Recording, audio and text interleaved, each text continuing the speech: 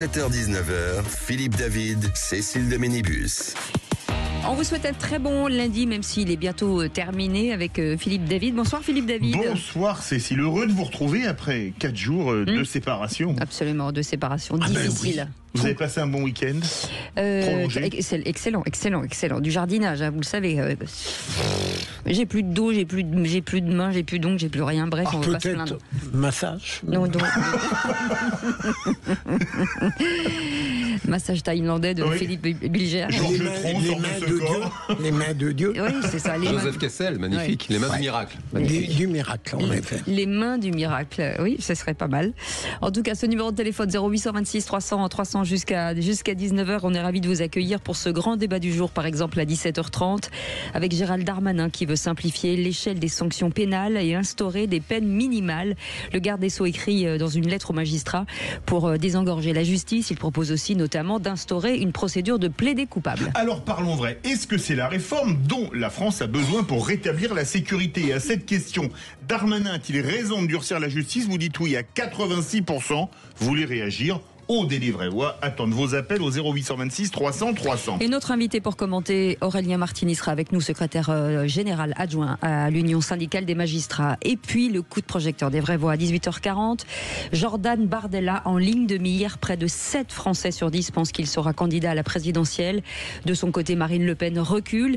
Ils ne sont plus que 53% à croire en sa candidature, soit une chute de 21 points depuis sa condamnation à l'inéligibilité en première instance. Alors parlons vrai. Jordan Bardella est-il devenu le candidat naturel du RN à la présidentielle? Et on vous pose cette question.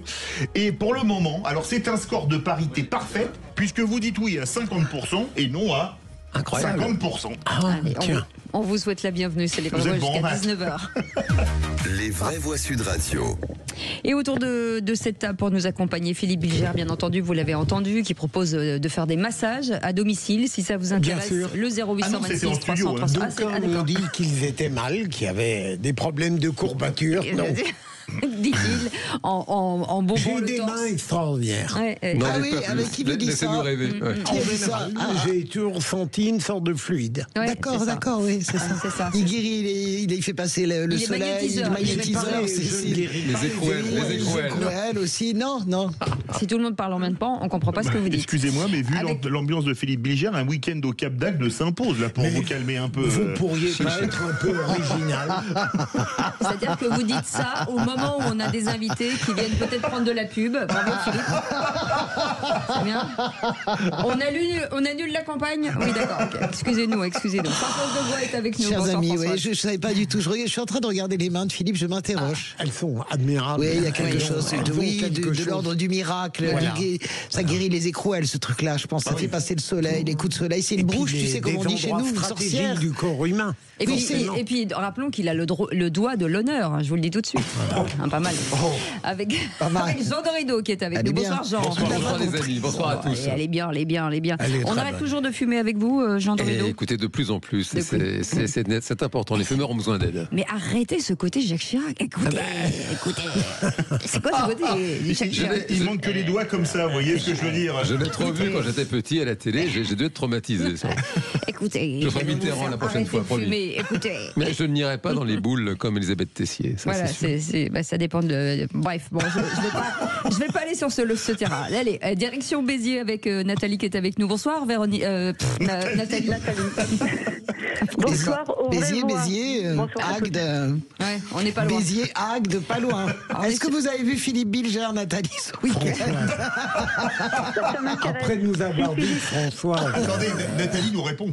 Elle dit que ça l'intéresse. Si Philippe Bilger a des dons en plus de toutes ses capacités pour faire des massages, je prends.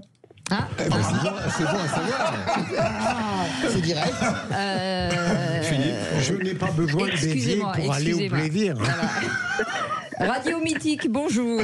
Voilà, vous laissez vos coordonnées, bien entendu. Nathalie, bien entendu, avec un peu de sérieux aussi. Oui. C'est bien de rire aussi, mais vous avez un sujet important qui est restaurer pour vous l'autorité parentale. Oui, l'autorité parentale et l'autorité à l'école, pour moi, qui sont indissociables. Alors pourquoi ? L'autorité, pour moi, c'est un pilier de la normalité de notre vie en société. C'est en grande partie grâce à elle et au respect qu'elle inspire qu'on peut vivre ensemble et puis apprendre les uns des autres. Pour moi, ça commence tout petit. On respecte ses parents qui ont l'autorité parentale sur nous, comme on dit. Et ensuite, on doit respecter l'enseignant afin qu'il soit à même d'instruire nos enfants pour qu'ils pratiquent l'écoute et la discipline pour pouvoir entendre ce qu'il a à nous dire, l'enseignant. Sauf qu'aujourd'hui, plus personne ne respecte rien ni personne. Il n'y a ni respect, ni peur, ni rien. Auparavant, le maire, le curé, l'enseignant inspirait le respect et étaient des référents. Aujourd'hui, tout ce petit monde se fait taper dessus quand ce n'est pas tué. Ouais. Auparavant, les parents faisaient confiance à l'éducation nationale pour instruire les enfants. Auparavant, il n'existait pas autant de violence envers les profs et même des violences intrafamiliales. Moi, j'en vois tout le temps. Pour moi, pour respecter les gens et les choses, il faut être instruit et éduqué. Allez. Les parents n'éduquent plus et l'éducation nationale a du mal à assurer ce rôle. Voilà.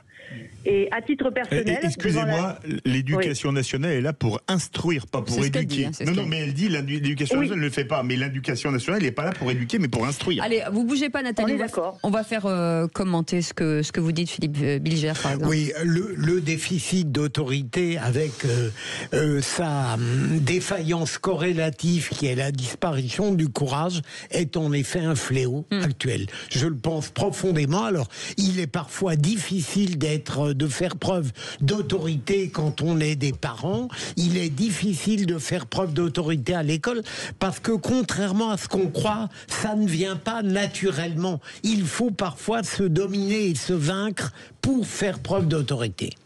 Oui, moi je suis d'accord avec tout ça. Après, je voudrais ne pas faire, comment dirais-je, avoir le nez sur la lorgnette et sur tous les faits divers qui nous endeuillent, qui sont très violents, qui vont de la simple incivilité à la mort.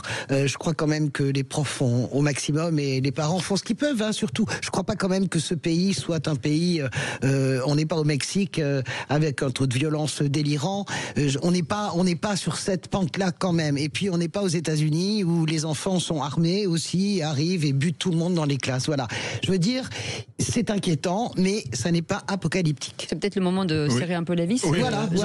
Parce que les armes sont pas en vente libre, alors qu'en France, on meurt par des jeunes avec des couteaux aussi. Oui, d'accord, mais c'est pas les mêmes niveaux, c'est des massacres de masse. Enfin, je veux dire, voilà, je suis pas en train de faire des hiérarchies du drame. Je dis que nous n'en sommes pas encore à cette bascule-là.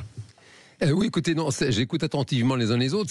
C'est un peu un mystère, l'autorité. Alors, les anglo-saxons appellent ça le leadership. Il y a des managers qui payent des fortunes pour avoir des cours de leadership. Il y a des personnes qui dégagent une autorité naturelle. C'est incroyable. Et il se passe quelque chose quand ces personnes sont là, et puis d'autres qui en manquent. Et c'est vrai que je rejoins Nathalie, nous avons manifestement, collectivement, perdu cette autorité naturelle. Les institutions qui, c'est un fait, jadis étaient respectées, ne le sont plus. Et c'est assez mystérieux de comprendre les causes exactes de ce recul. Peut-être lâcher la bride, peut-être que les parents aussi sont devenus... La culture de l'excuse, les réseaux sociaux aussi, je pense énormément. Sûrement. Je pense les réseaux sociaux. Vous avez vu que je crois que c'est la Nouvelle-Zélande ou l'Australie envisage de les interdire avant 10 ans.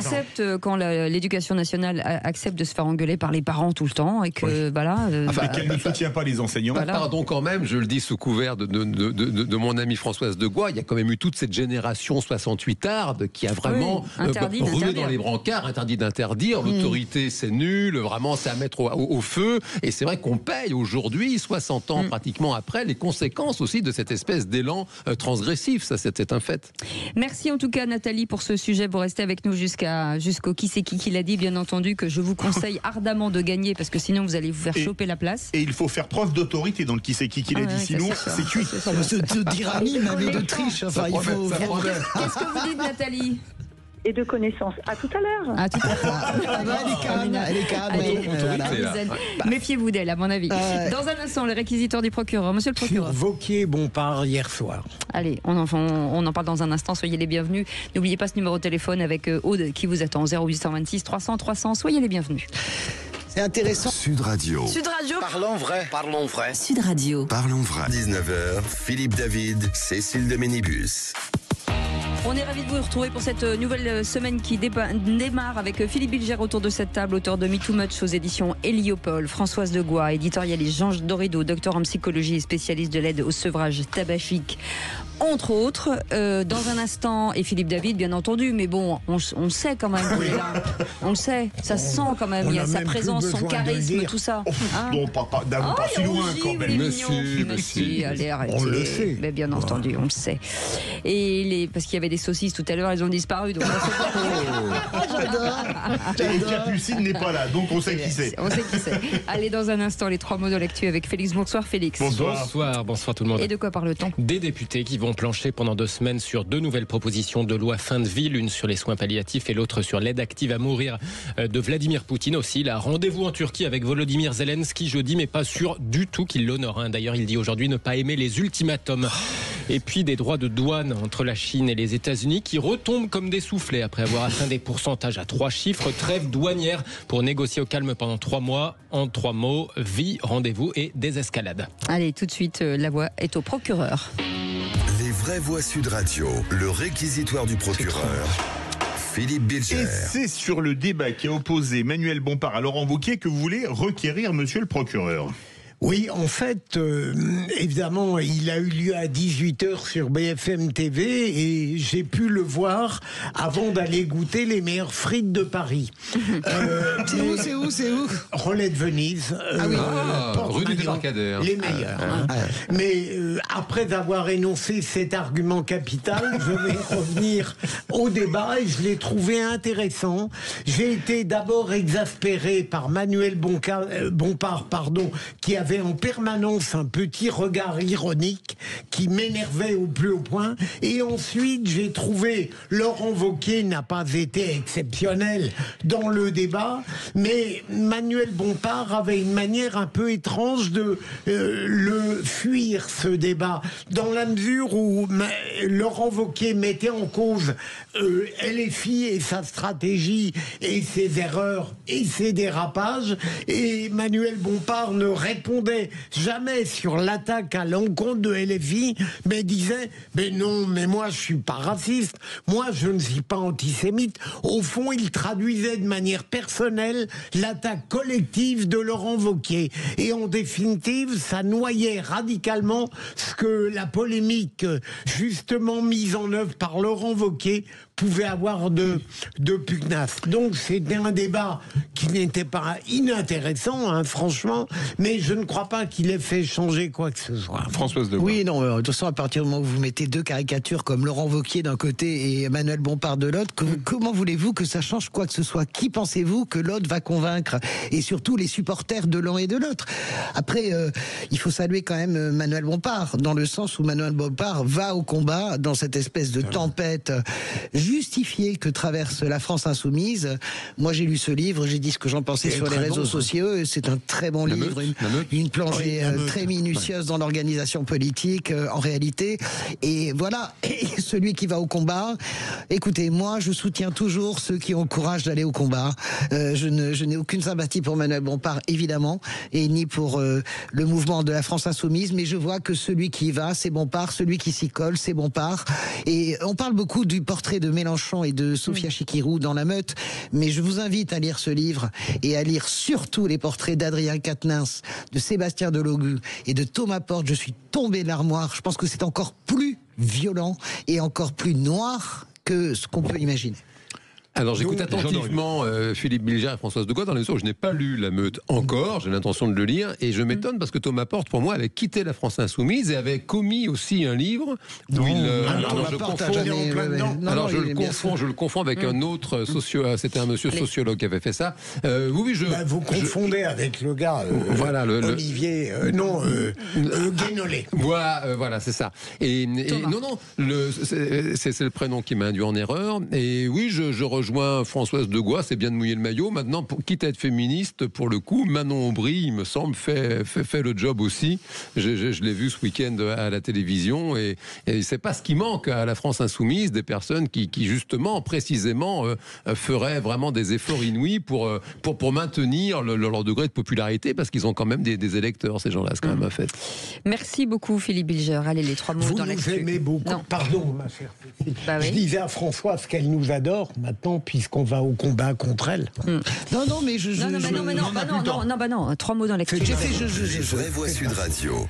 3 mots dans l'actu, Félix, qui sont vie, rendez-vous et désescalade. La fin de vie de retour à l'Assemblée nationale. Les députés examineront pendant 2 semaines 2 propositions de loi, l'une sur les soins palliatifs et l'autre sur l'aide à mourir.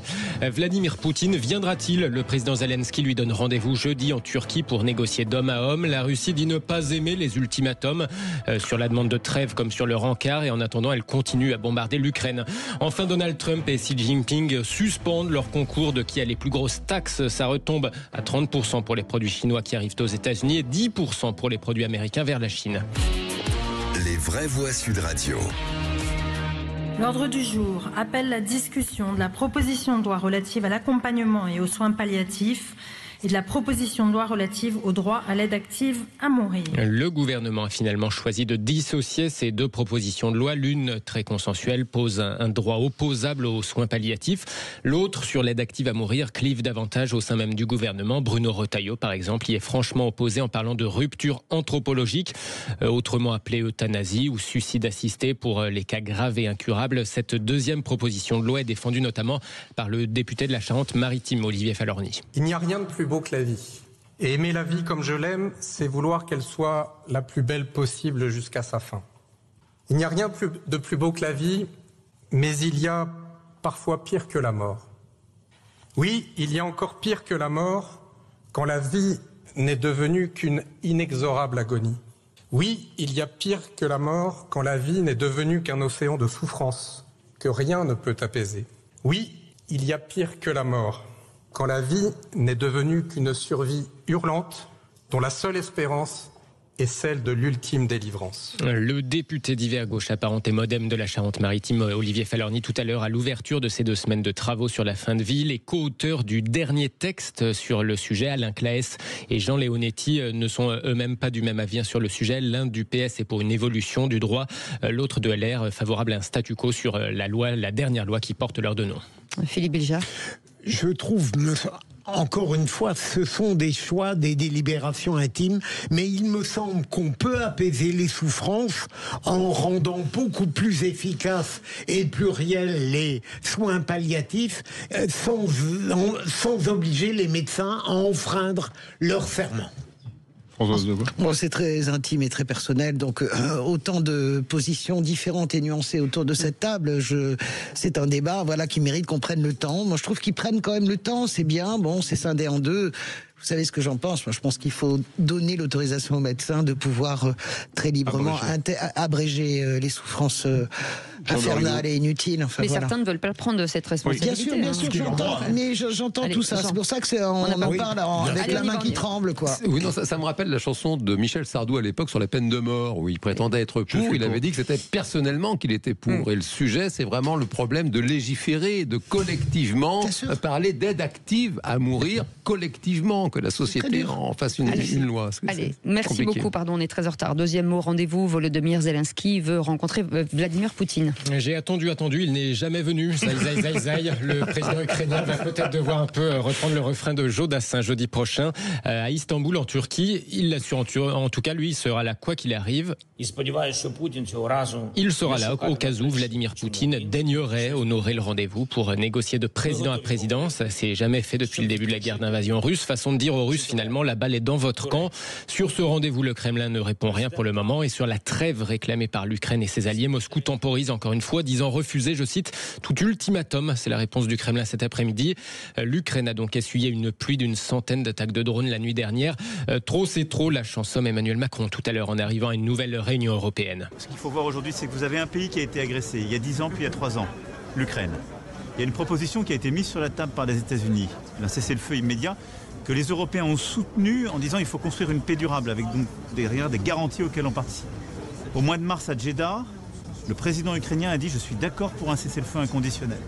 Et hier, le président ukrainien a dit « Je suis d'accord pour une rencontre à Istanbul ». Ça fait 2 fois qu'il fait des grandes concessions. Il faut maintenant être raisonnables tous. Soit la Russie, M. Poutine, est sérieuse et veut la paix, soit elle n'est pas sérieuse et nous devons sanctionner encore davantage. Voilà. Emmanuel Macron, cet après-midi. 3e mot de désescalade, les USA et la Chine suspendent leur guerre tarifaire. Les droits de douane à 3 chiffres sont mis sur pause pour 90 jours. Le temps de négocier, ça retombe à 30% pour les produits américains vers les États-Unis et à 10% pour les produits américains vers la Chine. Les Américains sont en réalité très dépendants de la production chinoise, d'où viennent par exemple une grande majorité de leurs smartphones. Une trêve économique sur fond d'intérêt mutuel, bien compris, estime côté chinois Li Feng, le vice-premier ministre, qui parle de relations économiques et commerciales entre la Chine et les États-Unis qui sont mutuellement bénéfiques, du gagnant-gagnant, dit-il. Une coopération, il en appelle à repartir sur un pied d'égalité, à négocier de façon apaisée. C'est ce que nous dit ce responsable chinois depuis Genève, où ont eu lieu ces négociations sino-américaines. L'actu internationale maintenant, c'est aussi l'autodissolution du PKK. Oui, le Parti des travailleurs du Kurdistan s'autodissout après 4 décennies de guérilla armée. Le PKK l'annonce dans un communiqué. L'Union européenne appelle maintenant toutes les parties à saisir l'occasion d'œuvrer à la paix au Kurdistan. Merci beaucoup Félix Mathieu. Et puis on va revenir sur cette annonce de Darmanin qui veut des peines minimales et une justice plus rapide. Il écrit aux magistrats pour simplifier les sanctions et instaurer un plaidé coupable. Alors parlons vrai, est-ce que c'est la réforme dont la France a besoin pour rétablir la sécurité? À cette question, Darmanin a-t-il raison de durcir la justice? Vous dites oui à 87%. Vous voulez réagir? Délivrez-vous, attendez vos appels au 0826 300 300. Aurélien Martini est avec nous, secrétaire général adjoint de l'Union syndicale des magistrats. Bonsoir, merci d'être avec nous. Une petite question rapide, est-ce qu'un plaidé coupable pour les crimes, est-ce que c'est une atteinte aux droits de la défense? Non, pas nécessairement, mais ça mérite des précisions et pour y recourir, des conditions strictes. On en parle dans un instant. Soyez les bienvenus. Vous voulez commenter 0826 300 300. Sud Radio. Sud Radio. Parlons vrai. Parlons vrai. Sud Radio. Parlons vrai. Bonjour, c'est Patrick Roger. Les vraies voix Sud Radio, 17h-19h, Philippe David, Cécile de Ménibus. Si vous cherchez les vraies voix, ne quittez pas, elles sont là. Elles sont autour de cette table. Bienvenue dans les vraies voix. On est ensemble jusqu'à 19h avec Philippe David et Philippe Bilger aussi, bien entendu, auteur de Me Too Much aux éditions Héliopold, Françoise de Gois, Jean Dorido, docteur en psychologie, spécialiste de l'aide au sevrage tabagique. Et tout de suite, chers amis, le grand débat du jour. Les magistrats recevront aujourd'hui une lettre signée du garde des Sceaux, Gérald Darmanin. J'ai reçu une lettre. Il dévoile de nombreuses pistes pour faciliter l'accès à la justice. Le temps moyen qui s'écoule entre le début de l'instruction et la décision de renvoyer l'affaire ou non devant les tribunaux, 2 ans et 9 mois. Clarifier les peines ou encore repenser la prison. Et dans cette maison d'arrêt, il y a un taux d'occupation de plus de 200%. Le ministre de la Justice envisage d'élargir le principe du plaidé coupable. Je plaide coupable, monsieur le juge. Pour désengorger les tribunaux, l'échelle des peines serait aussi revue en profondeur avec l'instauration de seuils minimaux. Les vraies voix Sud Radio, le grand débat du jour. Et Gérald Darmanin qui veut simplifier l'échelle des sanctions pénales et instaurer donc des peines minimales. Le garde des Sceaux l'écrit dans cette lettre aux magistrats pour désengorger la justice. Il propose aussi notamment d'instaurer une procédure de plaidé coupable. Alors parlons vrai, est-ce que les propositions de Gérald Darmanin sont pour vous trop timorées ou trop dures? Et à la question, Darmanin a-t-il raison de durcir la justice? Vous dites oui à 87%. Vous voulez réagir? Le 0826 300 300. Et notre invité pour en parler, Aurélien Martini, secrétaire général adjoint de l'Union syndicale des magistrats, et qu'on remercie bien entendu d'avoir accepté cette invitation à Sud Radio. Philippe Bilger. Alors qu'on pouvait penser que Gérald Darmanin, dont je considère que jusqu'à aujourd'hui, il est un garde des Sceaux qui fait honneur à son poste, pouvait s'arrêter à une sorte de pragmatisme et de volontarisme très ponctuel après avoir identifié les maux de la justice française. Je pense aux prisons, à ces désirs d'expulser les condamnés étrangers. Là, il met en œuvre quelque chose qui a une sorte de grandeur conceptuelle sur une réforme judiciaire d'ampleur. Je ne sais pas s'il aura le loisir de la mener jusqu'en 2027, mais je ne sais pas non plus si c'est, pour répondre à la question de Sud Radio, la réforme que la justice et le peuple français attendent. Mais ce qu'il y a de vrai, c'est qu'en tout cas, elle est structurée de telle manière qu'elle impose une réflexion, qu'elle ne mérite pas une répudiation immédiate, et notamment le resserrement des peines, le plaider coupable dont on vient de parler, et puis évidemment la volonté de répondre aux deux reproches fondamentaux des Français: trop lente et trop laxiste. Alors, le problème de la lenteur, c'est un problème européen. Les Italiens ont le même problème. Les Américains ont exactement le même problème. Moi, je suis d'accord avec ce que vous dites. Il ne s'agit pas de rejeter immédiatement. On a un problème de justice. Il faut véritablement, ça ne peut pas passer simplement que par le fait qu'il faut plus de magistrats, etc. Oui, bien sûr. Moi, ce qui m'intéresse là-dedans, l'échelle des peines, de toute façon, Gérald Darmanin ne décidera pas seul. Nous sommes une démocratie. Il y aura une majorité ou pas par rapport à son projet de loi. Mais ce que je veux dire par là, c'est que le plaider coupable m'intéresse. Parce que le plaider coupable, c'est ce que vous voyez tous dans les séries américaines. C'est-à-dire qu'à un moment donné, l'accusé, je crois que les crimes sexuels en seront exclus, mais lui veut l'étendre aux crimes, également au trafic de drogue. Oui, je crois que c'est ça. Absolument. Donc ça veut dire que le plaider coupable est intéressant.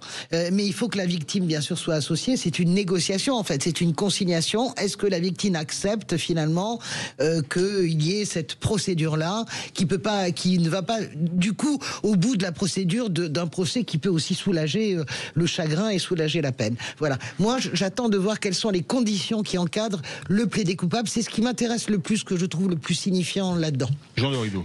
Oui, alors de mon côté, je trouve que c'est vraiment, manifestement, c'est une profonde révolution du système judiciaire complet. Donc je trouve ça très ambitieux et c'est plutôt louable l'ambition. Maintenant, précisément, il y a manifestement 225 déclinaisons de peines différentes aujourd'hui dans la justice française, et passer de 225 à 4, ça me paraît quand même effectivement ultra ambitieux. Et la question majeure, me semble-t-il, c'est est-ce qu'il aura le temps, les moyens, quand bien même ce serait effectivement validé par les parlementaires, de mettre tout ça en œuvre. Dangereux. Juste la justice et la nuance en réalité. C'est cette réduction-là des définitions me paraît assez dangereuse en fait. On va écouter, en tout cas, le regard d'Aurélien Martini, qui est secrétaire général adjoint de l'Union syndicale des magistrats. Est-ce que pour vous, j'imagine que tout n'est pas bien et tout n'est pas bien non plus, qu'est-ce qui aujourd'hui vous paraît le plus intéressant, en tout cas, dans la situation actuelle ? Écoutez, d'abord, je partage ce qui a été dit sur votre plateau. Ce sont des propositions qui sont ambitieuses et qu'il ne faut pas balayer comme ça d'un revers de la main. Ce ne serait pas responsable. Il y a plusieurs choses qui sont intéressantes. Vous en avez déjà parlé. Repenser les peines. Oui, il faut repenser les peines. Parce qu'aujourd'hui, c'est un maquis complexe dans lequel on ne se retrouve plus et que les citoyens ne comprennent plus. Et ils ne le comprennent pas parce que c'est assez difficilement compréhensible, il faut bien l'admettre. Par exemple, vous avez parlé également du plaider coupable criminel. Nous y sommes favorables puisque nous avions proposé ce plaider coupable criminel en matière de stupéfiants. Pourquoi en matière de stupéfiants uniquement ? Parce que c'est une matière où il n'y a pas de victime, en tous les cas personne physique. Parce qu'il faut bien admettre que le plaider coupable, ça laisse un peu de côté la victime. Et donc c'est plus délicat à mettre en œuvre lorsqu'il y a une victime. Il faut s'entendre, on peut discuter de cette question, il faut voir comment ça peut être rédigé dans les détails. Nous ne sommes pas opposés sur le principe. Mais en tout cas, nous avions fait la proposition pour les crimes en matière de stupéfiants parce qu'il n'y a pas de victime et ça nous semblait plus simple. Sur le reste et sur les peines, il faut faire attention parce que évidemment on ne passera pas de 200 mesures de peine à 4. Le risque, c'est qu'on ait ces 4 grandes boîtes sur l'étagère et qu'on réintègre tout ce qui existe déjà dans ces boîtes-là.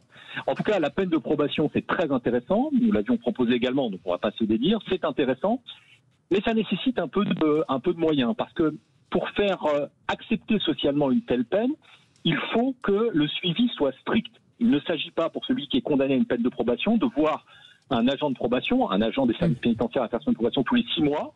Mais s'il le voit 2 fois par semaine et qu'il a un suivi serré, alors oui, on peut parler d'une peine. Donc vous voyez que tout ça, ça nécessite de rentrer un peu plus dans les détails. Ça nécessite des moyens. Alors, pas que, parce que tout n'est pas qu'une question de moyens. La justice française, elle manque de moyens, ça tout le monde le sait. Mais aller vers le plaider coupable en matière criminelle, c'est une bonne idée. Affecter le produit des saisies au ministère de la Justice, alors que ça n'est pas le cas jusqu'à présent, c'est une très bonne idée également. Oui. Surtout quand on voit les sommes saisies par la drogue. Vous pensez que c'est une bonne chose de mettre l'argent saisi pour la justice, ou vous pensez que c'est démagogique? Venez nous donner votre avis au 0826 300 300. Philippe Bilger. À votre avis, vous qui connaissez parfaitement l'univers judiciaire dans un syndicat qui, à l'heure actuelle, est, je le crois, dominant tout de même, est-ce que vous pensez que ces dispositions projetées par Gérald Darmanin pourraient être largement approuvées par le corps judiciaire, tout syndicalisme confondu? Alors, tout syndicalisme confondu, je ne pourrais pas vous dire. Moi, je ne pourrais parler que pour l'Union syndicale des magistrats. D'abord, cette lettre, elle est assise sur 3 rapports de mission de l'Inspection générale de la justice, des missions flash, qui sont des rapports de plus de 100 pages chacun, qui ont été rendus très récemment, qu'il faut lire. Nous n'avons pas le temps de le faire encore en détail. Mais simplement sur ce qui est proposé dans cette lettre, nous y avons des choses très positives. J'en ai parlé. Mais voyez, par exemple, quand on parle de clarifier les peines, en disant il y aura 4 blocs, l'emprisonnement, la probation, les interdictions et les amendes. On dit plus de sursis simple, plus de sursis. Mais est-ce que le sursis disparaît et est-ce qu'il est transformé en peine ferme? Et à ce moment-là, la surpopulation carcérale va complètement exploser, ça n'est pas raisonnable. Est-ce que c'est reversé dans le sursis probatoire, c'est-à-dire un sursis avec des obligations? Mais à ce moment-là, ça serait plutôt une peine de probation et il va falloir beaucoup plus de monde pour suivre ces peines. En fait, on est dans une situation, quand vous posiez la question, c'était très intéressant, est-ce qu'il faut que la justice soit plus sévère? Moi, la sévérité, c'est pas un gros mot, c'est quelque chose, la justice pénale, elle est là pour être sévère aussi. Une peine, ça doit infliger une douleur et ça doit sanctionner un comportement. Mais dans une situation qui est celle de la France avec une telle surpopulation carcérale, on a une vraie difficulté à demander plus de sévérité aux magistrats.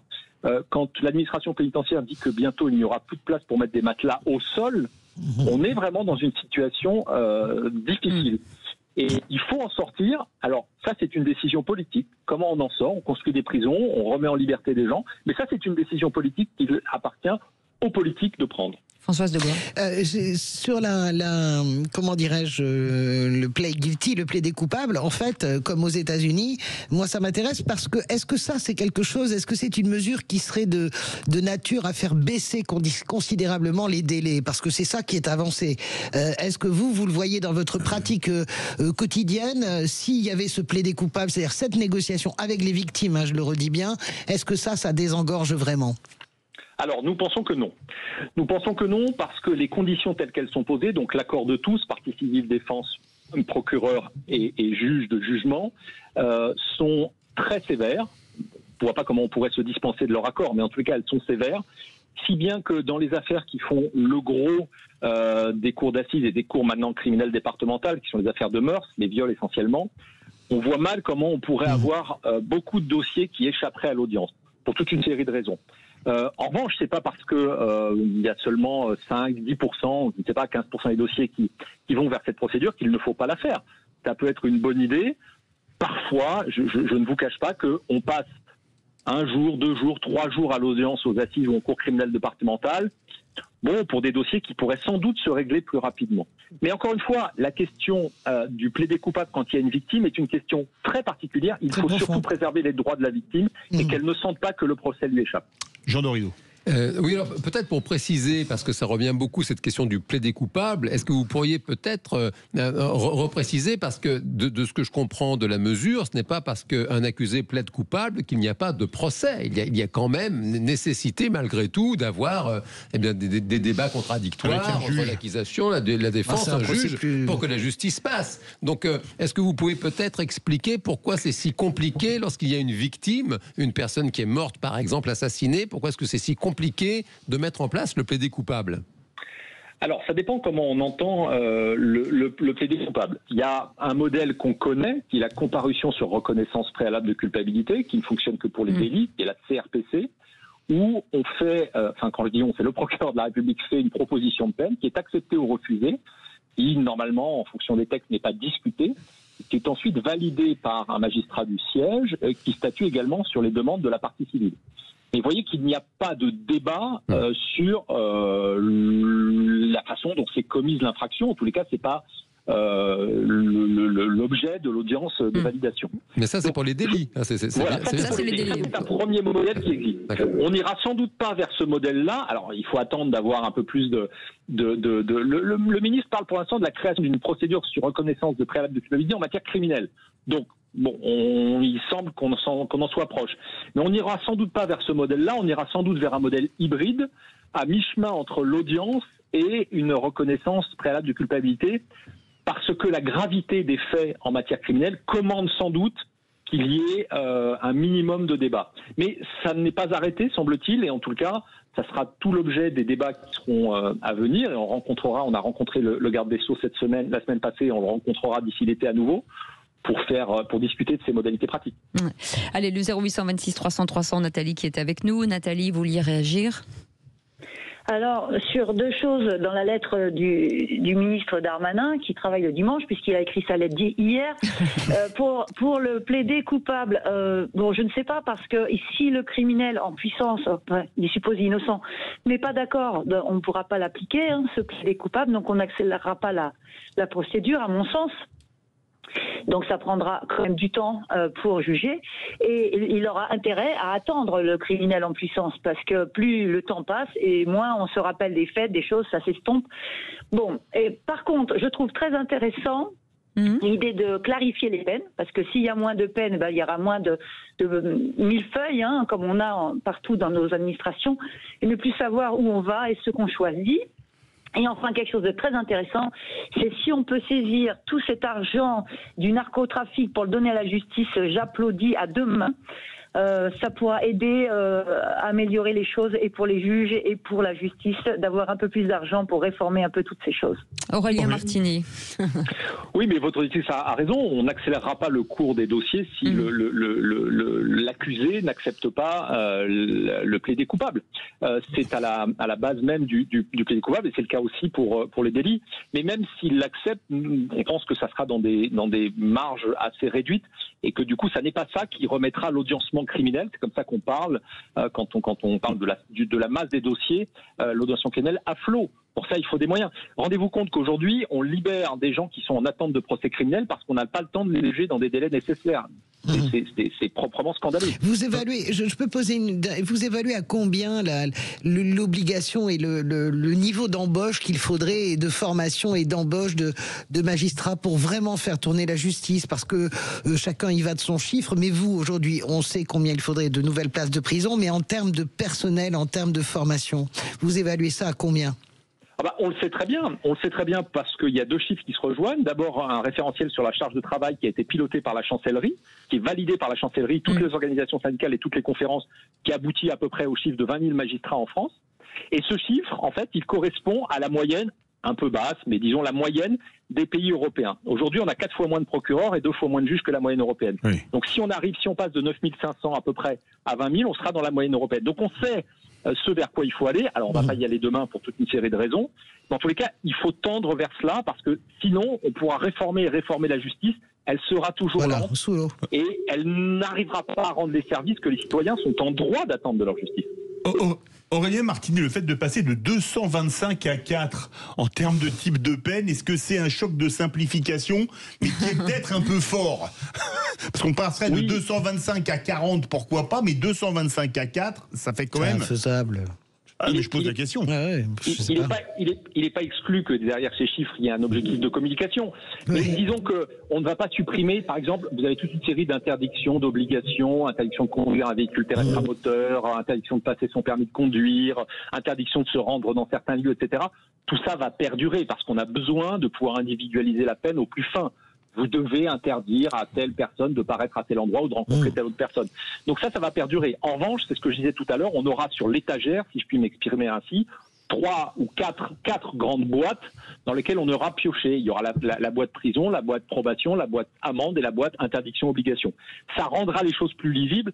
Mais je crois que le but, c'est pas de réduire la capacité du juge à individualiser le plus finement possible la peine.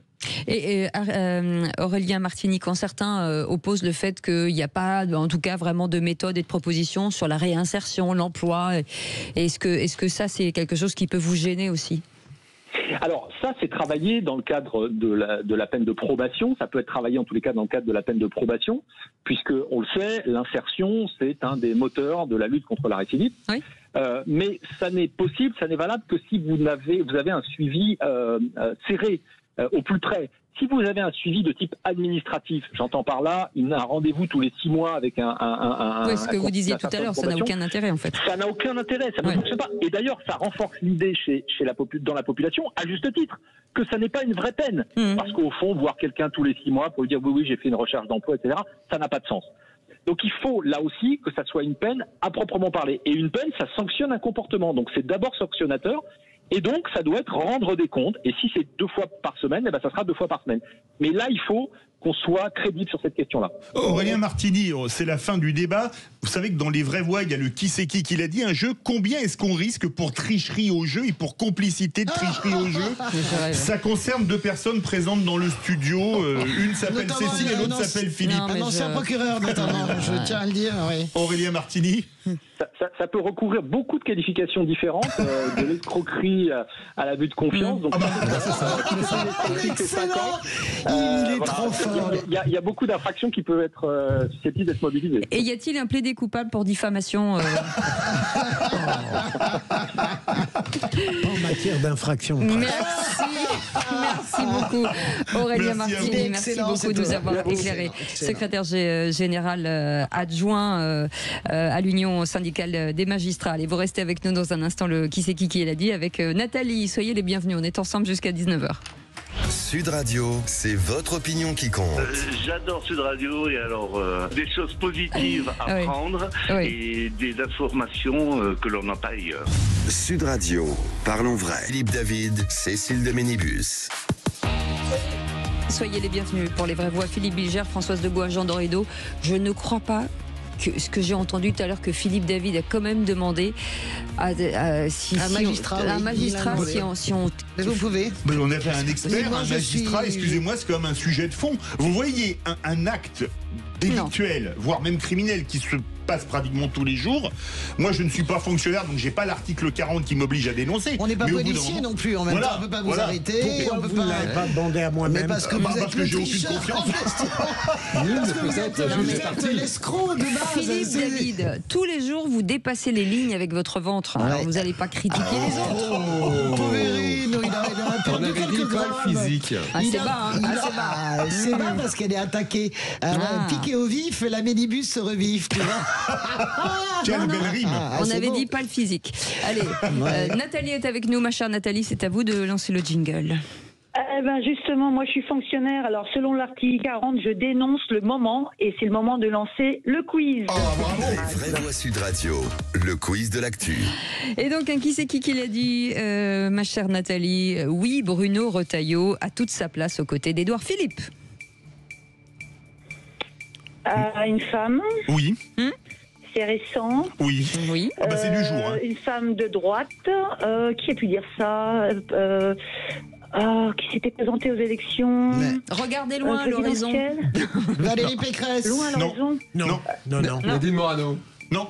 Mouchou. Mouchou, bonne réponse. Naïma Mouchou. Et vous voyez, Philippe Bilger. J'espérais avoir le programme du jour.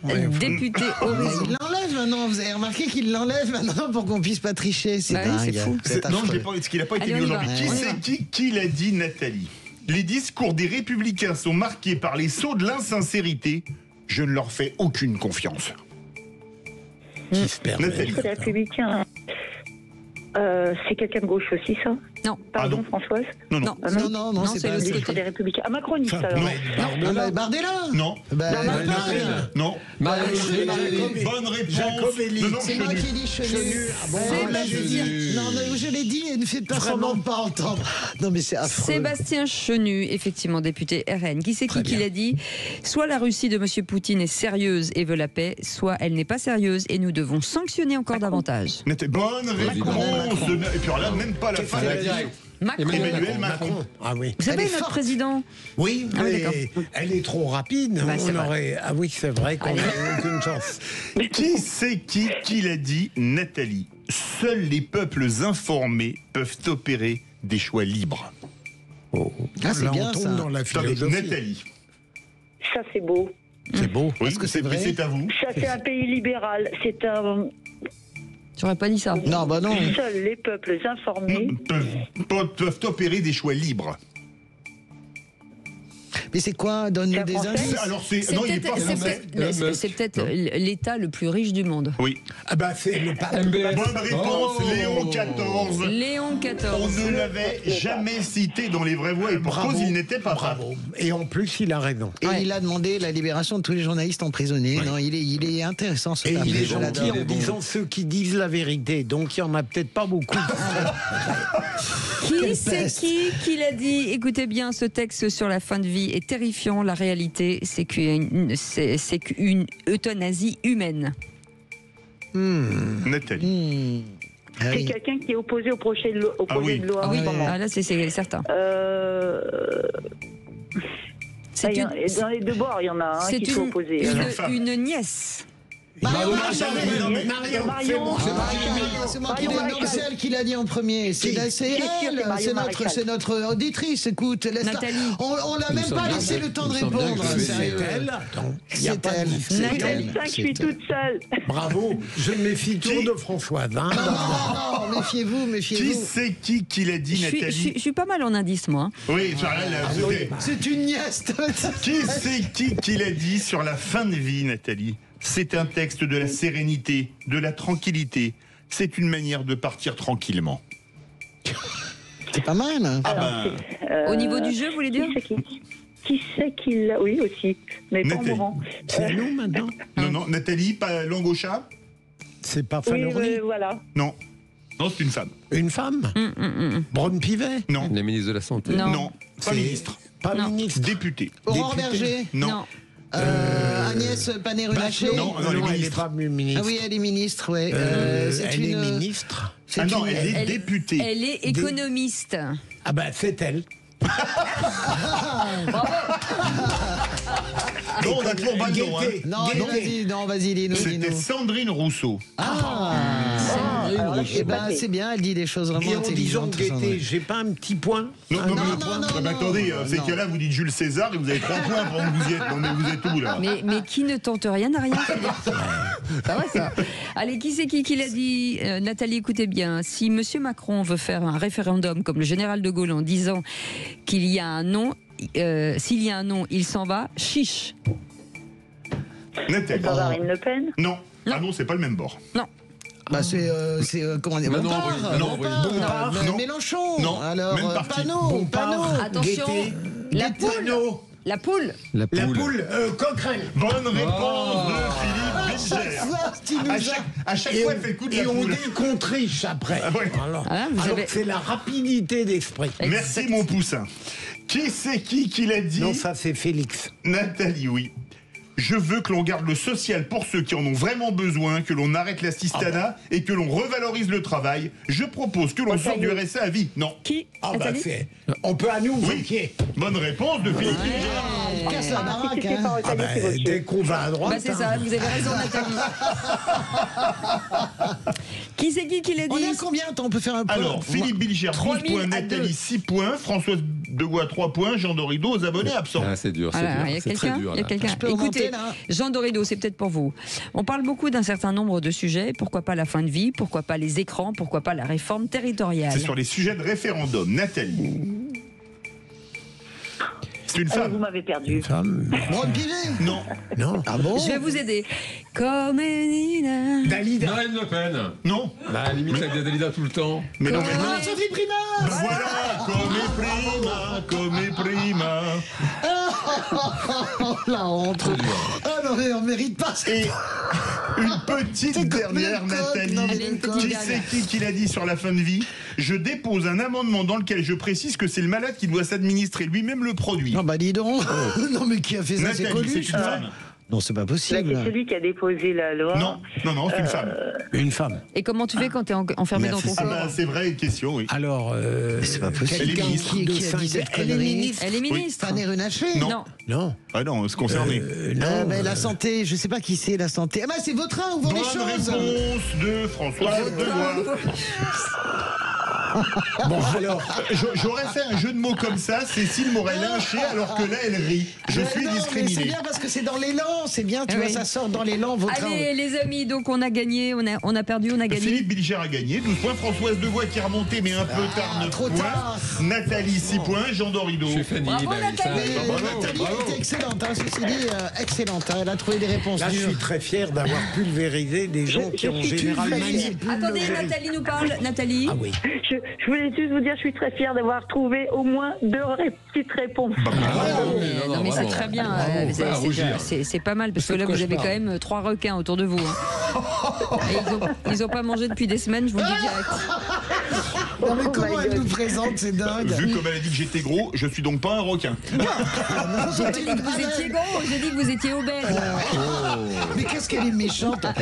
Tu sais tout ça parce que tu veux la faire comparaître chez Philippe qui pour un but de confiance. Oui, un but de confiance, escroquerie, il a dit aussi. Escroquerie, il a dit également en bande organisée, il a dit le monsieur. Escroquerie en bande organisée. Et en réunion. Nathalie, on vous embrasse, vous restez avec nous dans la suite, le journal, la météo de Rémi André, le coup de gueule de Philippe David. Vous voulez une surprise? Oui. Eh bien, vous allez en avoir 2 pour le prix d'un. Sud Radio. Sud Radio, parlons vrai. Parlons vrai. Sud Radio. Parlons vrai. Lidl, réélu encore et encore, meilleure chaîne de magasins de l'année dans la catégorie fruits et légumes. Philippe David, Cécile de Ménibus. Soyez les bienvenus, merci en tout cas d'être de plus en plus nombreux à nous écouter et de nous regarder bien entendu sur la chaîne YouTube Sud Radio. Si vous n'êtes pas abonné, c'est le moment peut-être de le faire. Qu'est-ce qu'il y a, Françoise Devoix? J'espère que vous voyez bien la vidéo. Ça s'appelle là, les elle vous envoie en prison là. C'est les pinces pour Cécile de Ménibus et Philippe Bilger. Voilà, regardez bien. Pourquoi vous voulez nous mettre les pinces? Vous allez prendre du fer. Non mais vous allez prendre du fer comme on dit, comme disent les frères dans la cité. Vous allez prendre du fer tous les deux. On va prendre du fer. Escroquerie en bande organisée. Il l'a dit. Non mais Martini l'a dit. Aurélien Martini l'a dit. Excusez-moi. Je sais que dans notre attendez, monde, Françoise. Là, on est d'accord qu'on parle de tricherie ou qui c'est qui l'a dit. Quand je dis commet prima, c'est bien vous qui avez eu la réponse. C'est de la triche. Parce que c'est mon intelligence. Mettez les bras dans le dos, Françoise. Allez, en tout cas, Philippe Bilger est avec nous, Françoise Devoix et bientôt Jean Dorido et vous au 0826 300 300. Tout de suite, le coup de gueule de Philippe David. Les vraies voix Sud Radio. Et comme aujourd'hui on s'est déchaîné en termes de délire des 2 côtés de la Méditerranée, je vais à la fois remettre le clocher au milieu du village et le minaret au milieu du bled. Commençons par le clocher au milieu du village avec le village de Poligny dans le Jura. Pourquoi Poligny? Parce que c'est la capitale du comté. On écoute ceci. Le comté, c'est certainement un très bon fromage sur le plan gustatif, mais il semble que ce soit devenu un mauvais produit sur le plan écologique. En fait, ça fait des années que la filière est pointée du doigt pour les dégâts qu'elle cause sur les sols et sur les eaux. Il y a une étude récente qui décrit les conséquences néfastes de l'élevage des vaches montbéliardes sur les plateaux du Jura. Alors les vaches dont le lait sert à faire le fameux fromage. En résumé, les déjections des vaches chargent les sols en phosphore, en azote. Associé à d'autres pratiques agricoles liées au comté, ça se retrouve assez rapidement dans les cours d'eau. Bilan, prolifération d'algues, mortalité des poissons, déclin de la biodiversité aquatique, bref, des cours d'eau pollués par le comté. C'était Pierre Rigaud, administrateur de la Société française pour l'étude de la production et la protection des mammifères sur France Inter. Donc, au nom de la protection de l'environnement, les vaches produisant des déjections, il faudrait interdire le comté. Mais les vaches montbéliardes, race dont le lait est impératif pour produire le comté, ne sont pas les seules à produire des déjections. Supprimons donc également le camembert, les torquilles et même le roquefort et le cabécou, les brebis et les chèvres produisant des déjections et tout ira bien. À l'époque, le programme des écologistes avait parmi ses axes majeurs la sortie du nucléaire. Il faut désormais y ajouter la sortie du fromage. Qui l'eût cru, même pour les fromages à pâte cuite. Mais ce n'est pas tout. Je vais désormais remettre le minaret au milieu du bled. Un grand bled puisqu'il s'agit d'Alger, capitale de l'Algérie. On écoute ceci. Alors que la Bretagne est souvent présentée comme une simple région française, certains rappellent une toute autre réalité. Le président du Parti national breton dénonce une histoire d'annexion, de répression et d'effacement culturel. Pour lui, la Bretagne est une nation colonisée par la France depuis plusieurs siècles. Pour les Bretons, comme pour d'autres peuples sans État, le combat continue face au silence de Paris. La revendication bretonne est claire, il ne s'agit plus seulement de langue ou de culture, mais de liberté. Ce que vous venez d'entendre, c'est la télévision publique algérienne, c'est-à-dire la porte-parole de la junte militaire au pouvoir, appelant à la décolonisation de la Bretagne par la France. Une Bretagne rattachée à la France en 1532, le 13 août, je connais bien la date, et qui n'a aucun lien géographique, et qui n'a aucun lien géographique ou civilisationnel avec elle, c'est de notoriété publique. D'ailleurs, si la Bretagne devenait indépendante, quelle serait la langue du pays? Le pays gallo, d'où était originaire mon grand-père maternel, où on ne parle pas breton, ou le breton. J'attends avec impatience que la télévision publique française demande la décolonisation de la Kabylie par le pouvoir algérien, mais une telle allusion mettrait peut-être un organe génital mâle dans le chouchen pour les relations entre les deux pays. En attendant les prochains débats sur l'interdiction de l'omelette, les poules étant aussi respectables que les vaches, et sur la décolonisation de Bécon-les-Bruyères, la Motte Beuvron et Lucin-Sauveur, je laisse la parole avec Coluche pour résumer le week-end. Chaque année, il y a de plus en plus de cons, mais cette année, j'ai l'impression que les cons de l'année prochaine sont déjà là.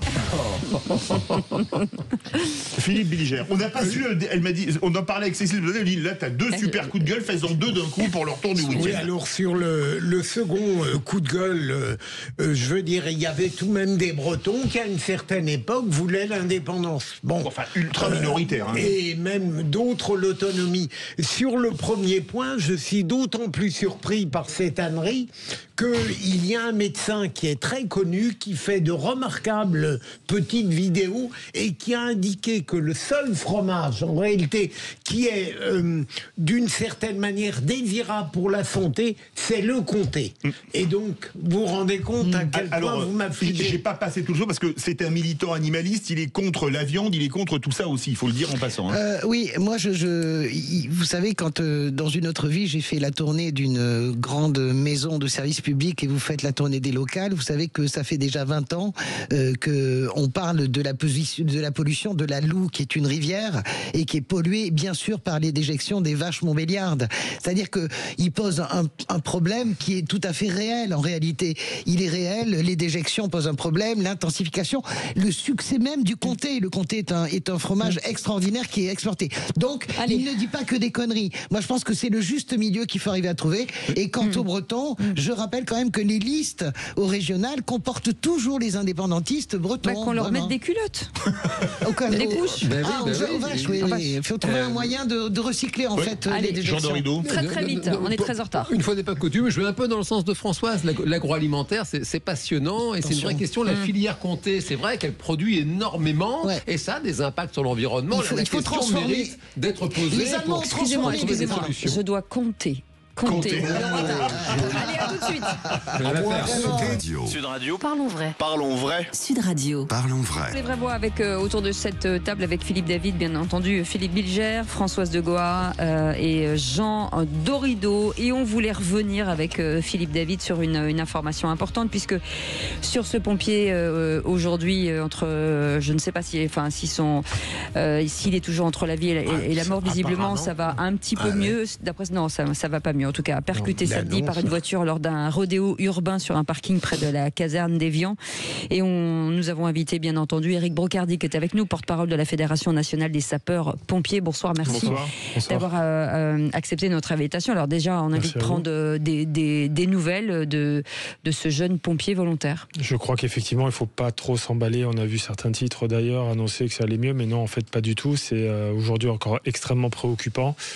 Pour l'instant, nous avons beaucoup de médecins, même de Grenoble, qui ont convergé vers justement son lit d'hôpital pour tenter, on va dire, de le sortir de la situation. Et pour autant, on ne peut pas trop le bouger ni trop le fragiliser parce qu'il y a beaucoup, malheureusement, d'hématomes cérébrales et donc forcément. Quand le choc a été extrêmement violent, une fois il est retombé de 5 mètres de haut, suite à ce shoot de la part de la voiture. Donc forcément, aujourd'hui, on est encore extrêmement inquiet là-dessus et on pense évidemment à sa compagne, surtout à son jeune enfant qui doit attendre le retour de son papa, et aussi à tous les collègues des sapeurs-pompiers évidemment qui eux ont une chape de plomb en plus d'être partagés entre la colère et la tristesse. Alors il y a deux sujets en un, c'est d'abord les rodéos urbains qui deviennent un véritable problème, je dis qui vient alors que ça fait quand même des années que ça dure et on a l'impression de ne pas en voir le bout, et d'autre part le désengagement peut-être un jour des sapeurs-pompiers de se dire finalement et pourtant on est adoré et aujourd'hui on devient des cibles. Oui, alors c'est toujours une question sur laquelle il est toujours très délicat de pouvoir répondre, à savoir un impact direct, mais j'oserais penser qu'il a quand même un sursaut républicain, si je peux me permettre d'expliquer ainsi. C'est-à-dire qu'en gros, au lieu d'essayer de fuir ce genre d'apparat que sont les tenues aujourd'hui officielles des services publics, c'est plutôt de les rejoindre pour faire bloc et essayer de continuer à avoir un esprit de cohésion vis-à-vis de la République et vis-à-vis justement de la protection de ceux qui nous protègent, qui vous protègent. Un service public, c'est financé par un contribuable et bien souvent, on a tendance à oublier ce que c'est un contribuable. C'est le contribuable pour le bien-être des autres. On contribue pour les autres. Donc forcément, quand on touche à un service public, et en particulier les sapeurs-pompiers, qui sont des hommes et des femmes qui apportent de l'humain dans un monde qui est totalement numérisé aujourd'hui, forcément, c'est sur eux qu'on a tendance un petit peu à s'en prendre, parce que c'est peut-être le dernier lieu en termes de service qui existe encore aujourd'hui. Donc le sujet, c'est de faire extrêmement attention aujourd'hui à tout ce qui se passe, que ça ait un effet sur l'attrait de la tenue. J'espère pas. Je discutais encore avec certains de nos collègues et évidemment des jeunes SPV comme des jeunes sapeurs-pompiers, mais je crois que bien au contraire, ça doit booster un peu plus et renforcer les effectifs, parce que quand on voit aujourd'hui la somme de demandes que l'on reçoit pour intégrer les classes de jeunes sapeurs-pompiers dont les parents poussent leurs jeunes enfants à y rentrer et qu'on n'ait pas la capacité de tous les recevoir, ça veut dire qu'il y a une véritable volonté. Et donc c'est ce que j'explique souvent, c'est de dire qu'au lieu d'essayer de réinventer des choses, notamment dans le domaine du SNU ou autre, essayons plutôt de renforcer ce qui existe déjà et dont on est sûr d'avoir des efficacités à très court terme. Est-ce que pour vous, est-ce que vous êtes souvent victime de rodéo, vous les pompiers? Parce qu'on parle souvent des policiers. Il y a encore eu des morts du côté de Saint-Nazaire il y a 15 jours. 2 gars qui faisaient des rodéos qui se sont percutés, un a été tué sur le coup, l'autre est mort le lendemain, je crois. En Haute-Savoie, encore dimanche matin. C'était les pompiers en Haute-Savoie. Nous sommes des dommages collatéraux un petit peu de tout ce qui se passe en termes de sur la route. On prend l'exemple des refus d'obtempérer, où quelque part aussi nous avons aussi des gens qui ne doivent pas être sur la route à ce moment-là du fait de la consommation d'alcool ou de drogue. Ça a souvent malheureusement comme victime évidemment les citoyens lambda, mais les sapeurs-pompiers sont des citoyens lambda qui revêtent un uniforme. Donc dernièrement, c'était à Nice aussi que notre collègue Jérémy Boulon a disparu à la suite justement d'une voiture qu'il avait percutée alors qu'il ne devait pas être sur la route, ce fameux conducteur, ce délinquant de la route, et Jérémy Boulon sortait de garde et à partir de là a été shooté par la voiture, malheureusement a perdu la vie. Et là, on se retrouve encore sur une situation où effectivement il y a ce phénomène de rodéo, mais c'est un phénomène, on va dire, presque comme les autres, où parfois vous avez malheureusement ce système de défiance et de volonté de vouloir systématiquement embêter tout le monde, faire du bruit la nuit, embêter le voisinage, qui à un moment donné se retourne en termes de drame et se transforme en quelque part des choses inéluctables, parce que même s'il s'en sort, et on le souhaite, est-ce qu'il portera toujours l'uniforme? On fera tout pour, évidemment, mais aujourd'hui ça impacte considérablement la vie d'une caserne, la vie d'Évian-les-Bains, parce que ils se réveillent aussi abasourdis, les concitoyens, d'avoir dans leur cité, dans leur ville, quand je dis cité, c'est au sens de la ville, tout simplement des gens qui sont capables d'avoir ce type de comportement inadmissible. Et n'oublions pas ce fameux crachat à la suite de cet accident qui n'a pas été, loin s'en faut, dramatique. Est-ce que ça veut dire qu'il faut penser une protection particulière? Est-ce que une habilitation pour vous à pouvoir se défendre d'une manière... on en a souvent, grâce à vous, débattu ici et parlé, évoqué, notamment pendant des phases assez à la fois aussi critiques pour les sapeurs-pompiers dans le cadre des agressions. Et c'est vrai qu'il y a eu des avancées, notamment dans la loi Matras, qui a permis justement de généraliser le port des caméras piétons sur les sapeurs-pompiers, de mettre en place des gilets pare-balles, des autoriser à les porter, des gilets pare-lames même.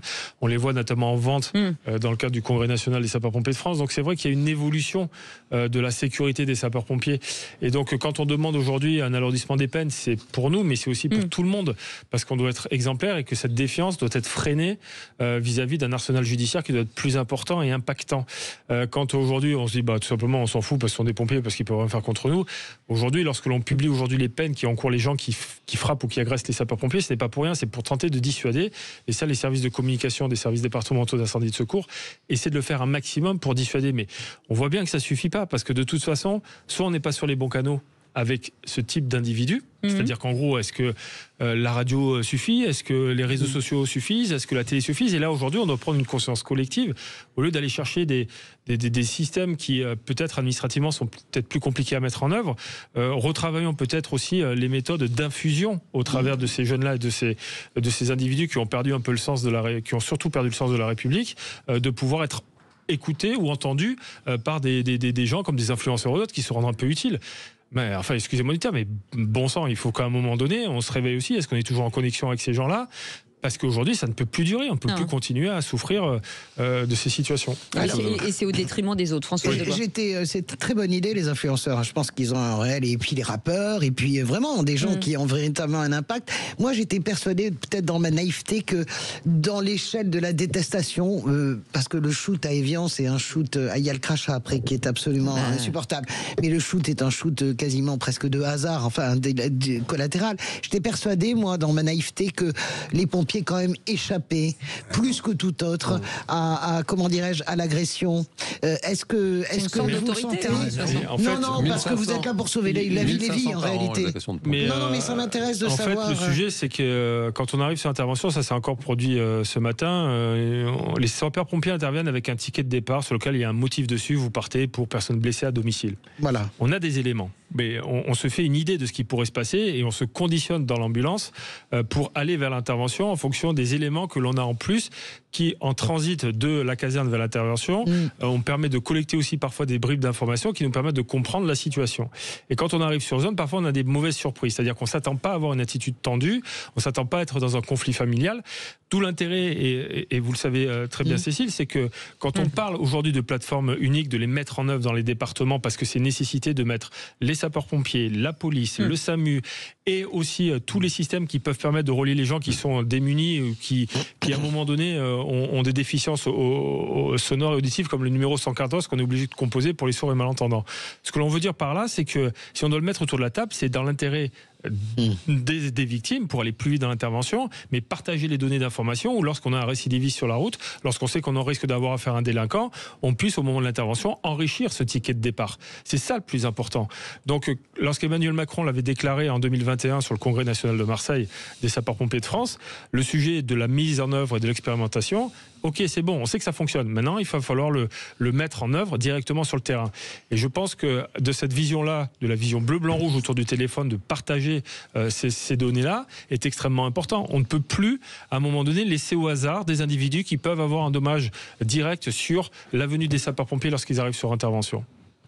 L'avenir, c'est quoi en fait? Est-ce que ça veut dire qu'il faut peut-être penser à je sais pas, une grande manifestation, enfin pas une manifestation, mais qu'on puisse réfléchir justement à l'avenir, repenser les assises, voilà, de chercher une sorte de Grenelle des pompiers. Je pense qu'il doit y avoir certainement des bonnes idées à obtenir, et je pense qu'il peut y avoir des réactions immédiates comme des réactions à plus long terme. On parle toujours de préventif, de curatif.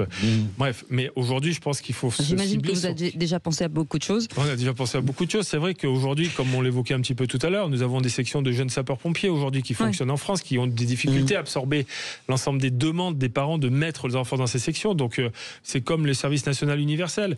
On cherche à gonfler nos réserves pour protéger notre pays de l'extérieur ou de différentes attaques. Mais déjà de l'intérieur, il faudrait faire quelque chose. Est-ce que vous avez des exemples concrets? Est-ce que par exemple vous allez à la source?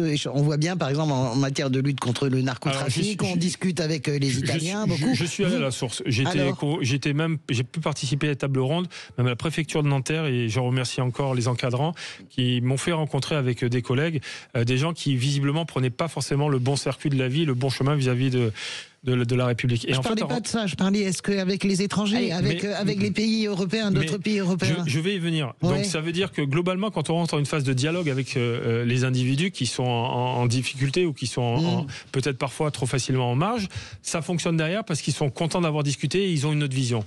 Donc, pour rejoindre ce qui doit être fait aussi vis-à-vis de l'extérieur, vis-à-vis des autres pays européens, on pense déjà à des Erasmus sur le niveau des niveaux, on va dire, opérationnels, c'est-à-dire comment on va lutter contre les incendies.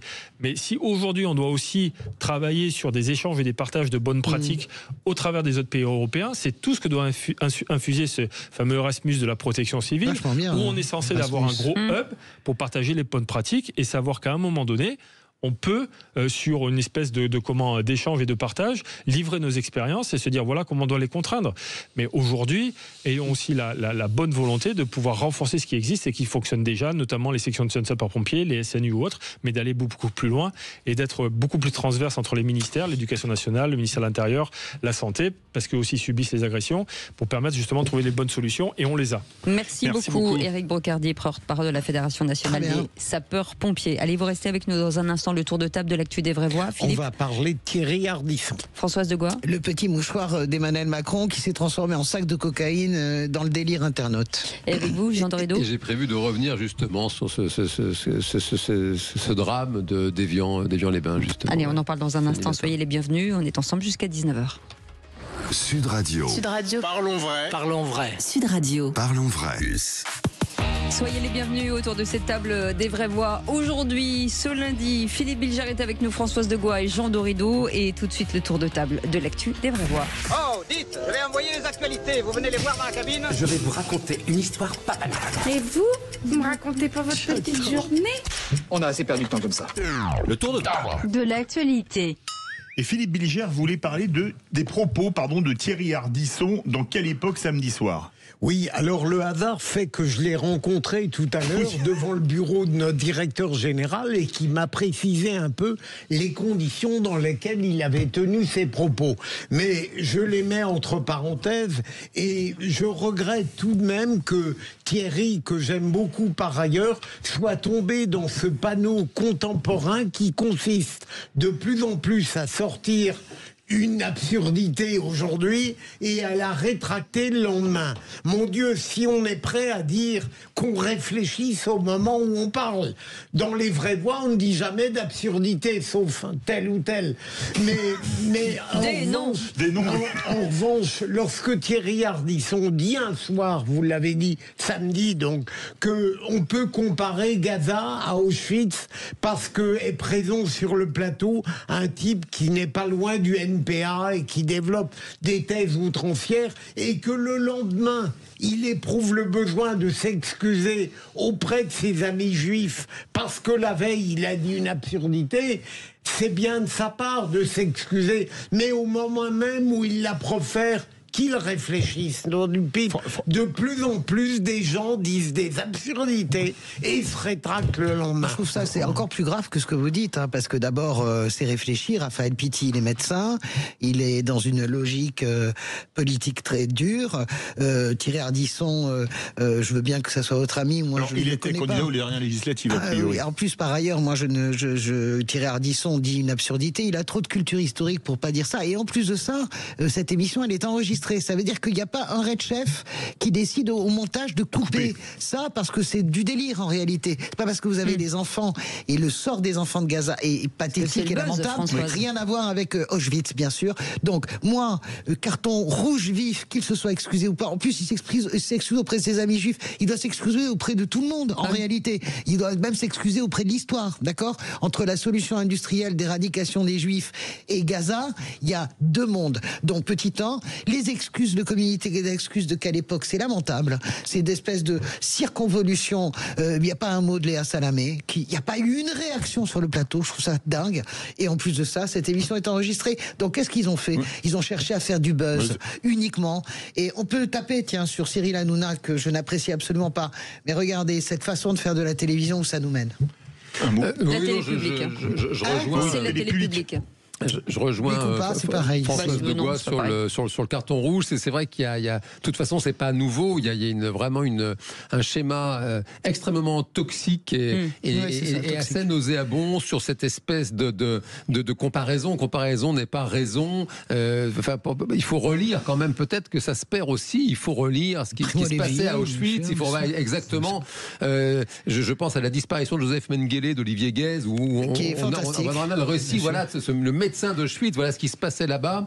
Et c'est de Thierry Ardisson sur le plateau de Léa Salamé à même CRS SS qu'on a entendu en mai 68, qui était vraiment indigne. Il y a une espèce de refrain comme ça qui cherche justement à mettre des niveaux d'horreur au même niveau, alors que non, ils ne sont pas au même niveau. Le grand jeu, c'est évidemment le grand jeu toxique, c'est de nazifier évidemment les Juifs depuis le 7 octobre, ce qui est une abomination. C'est la nazification des Juifs, c'est absolument dégueulasse. Vous vouliez revenir, on a gardé Eric Brocardi, porte-parole de la Fédération nationale des sapeurs-pompiers. Vous vouliez revenir sur ce terrible moment. Je voulais revenir justement donc sur ce qui s'est passé samedi à l'aube à Évian. Monsieur Brocardi l'a tout à fait bien rappelé. Ce rodéo urbain, donc Évian quand même, on remet 74, vraiment petite ville paisible, plutôt plutôt aisée, plutôt cossue. Voilà, bon, c'est pas là qu'on imagine qu'il y a ce genre de péripéties. Et donc ce garçon de 19 ans qui n'a plus le permis depuis le mois d'avril et qui fonce exprès, il vient d'être mis en examen pour tentative de meurtre. D'ailleurs, ça vient de tomber. Qui fonce sur ce pompier volontaire de 38 ans, père d'un enfant de 7 ans, bénévole. C'est un type quand même qui fait 2 week-ends par mois et 2 nuits par semaine pour servir la collectivité. Exactement. Il lui fonce dessus exprès, il lui crache en plus dessus dans la foulée. Et c'est vrai que moi, vraiment, pour le coup, en bon psychologue, ça me questionne vraiment sur comment est-ce qu'on a pu collectivement fabriquer de tels individus. Des monstres. Oui, c'était. Et c'est vrai que je le rappelle, pour moi, c'est. Même si comparaison n'est pas raison, pour le coup, pour moi, ça renvoie aussi même les incendies de médiathèques. On a vu ça à Grenoble, une médiathèque toute neuve, des mômes qui incendient une médiathèque, alors que c'est de la connaissance qu'on paye collectivement pour les plus démunis. Et ça me renvoie aussi, c'est dans le Parisien aujourd'hui en France d'aujourd'hui, un gros dossier sur Mohamed Amra, ce criminel bien connu. On parle de carrière criminelle maintenant, de carrière.